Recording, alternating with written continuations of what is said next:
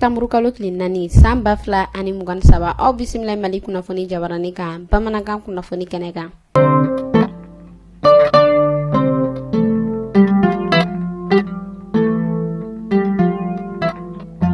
Kunnafoni daminɛna emeya ta ko 45 maaw olu yɛrɛ kɔni bɔla jumadon septembre kalo tile fɔlɔ san 2023 ka tɔgɔ ta ka di an ka jamana ɲɛmɔgɔkɔrɔ General Musa Traoré ma. O y'a yira na k'a fɔ ko nin promotion in o yɛrɛ kɔni kun bɛnnen don maa 435 ma ni muso 51 o yɛrɛ kɔni kun b'a kɔnɔna na.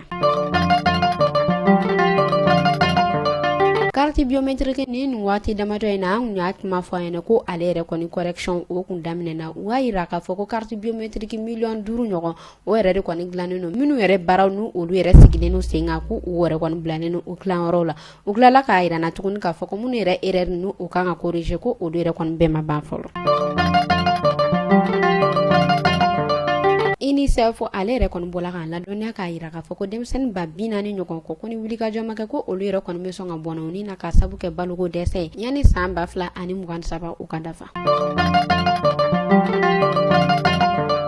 Burkina fanga tigilamɔgɔw ka maa damadɔ olu yɛrɛ kɔni bɔla k'u kunda an ka ba Maliba kan min yɛrɛ kɔni kɛla u ka jamana ɲɛmɔgɔ Ibrahim Traoré ale ka yamaruya kɔnɔna ye. U yɛrɛ ka nali kɔnɔna na u y'a yira k'a fɔ ko olu yɛrɛ kɔni nana fanga di kɛ Mali ma walasa baaraɲɔgɔnya min bɛ olu ni Mali o ni ɲɔgɔn cɛ o baaraw olu bɛ se ka sinsin cogoya min na. Minisma maaw olu yɛrɛ kɔni bɔla ka ɲɔgɔn kɛ tɛnɛndon u tikalo tile 28 san 2023 kɔnɔna na k'a yira k'a fɔ ko u yɛrɛ kɔni bɛ ka wulikajɔ kɛ u ka baaraw ko olu tɛmɛ yanni waati ko fɔta min ni o yɛrɛ décembre kalo tile 31 yanni u cɛ ko u b'u ka minɛnw cɛ ka taa.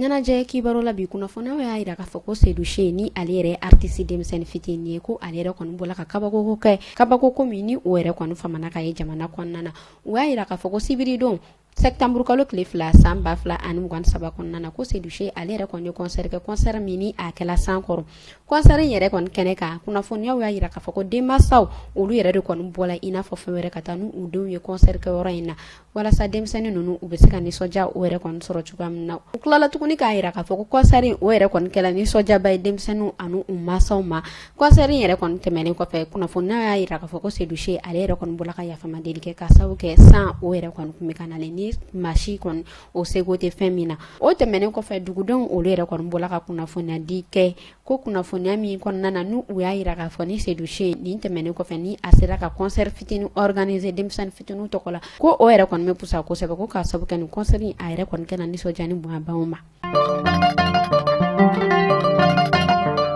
Bolimafɛn ko kunkanko ministre ale yɛrɛ kɔni bɔla ka kunnafoni di kɛ kunnafoniya min kɔnɔna na ni a y'a yira k'a fɔ ko jumadon septembre kalo tile fɔlɔ san 2023 kɔnɔna na nɛgɛ kaɲɛ 15 sanga 30 o kɔnɔna na ko mobiliba dɔ yɛrɛ kɔni kun bɛ yen nɔ ni ale yɛrɛ kɔni kun bɛ k'i kun bɔ senu kan ni a yɛrɛ kɔni nana siraba kasara kɛ falajɛ o yɛrɛ kɔni kɔnɔna na min kɛra sababu ye k'a to maa 9 olu yɛrɛ kɔni bɔnɛna u ni na ka maa 7 ko olu yɛrɛ kɔni jogi a yirala k'a fɔ tuguni k'a yɛrɛ kɔni tilala ka cɛnni caman kɛ min yɛrɛ kɔni kɛla sababu ye k'a to bolimafɛn caman olu yɛrɛ kɔni tiɲɛna an bɛ ala deli minnu banna ala ka hinɛw la k'u dayɔrɔ suma k'u fara alisilamɛsiw kan ka an yɛrɛ ɲɛ k'an ta don kɔnɔ minnu banna an bɛ ala deli ala ka nɔgɔya kɛ olu ɲɛ a y'a yira k'a fɔ ko fɛn min yɛrɛ kɔni ye bolimafɛntigiw ye ko an bɛ waati min na i n'a fɔ sisan nɔ ko u yɛrɛ ka siraba kasara ko o cayalen don kosɛbɛ ko ni maaw u bɛ se ka to ka dɔɔni bɔ u ka bolili cogo la cogo min ko o yɛrɛ kɔni bɛ ka kɛ sababu ye ka si caman di adamadenw ma.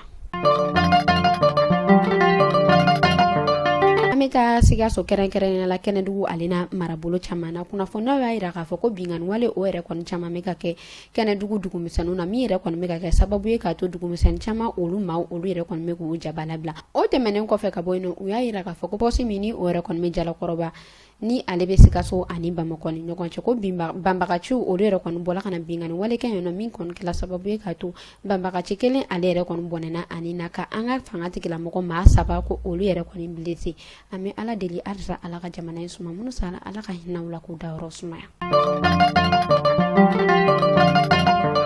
An bɛ taa Kɛɲɛba an ka fanga tigilamɔgɔ olu yɛrɛ kɔni n'u tigɛ da chinois dɔw kan minnu yɛrɛ ni olu yɛrɛ kɔni kun kɛlen don k'u ka baara bɛn Mali sanu o yɛrɛ kɔni suyani ma ka bɔ jamana kɔnɔ a yirala k'a fɔ ko u yɛrɛ kɔni bɛ fanga tigilamɔgɔ olu ka bolo kan ni minɛn caman o yɛrɛ kɔni sɔrɔlu bolo.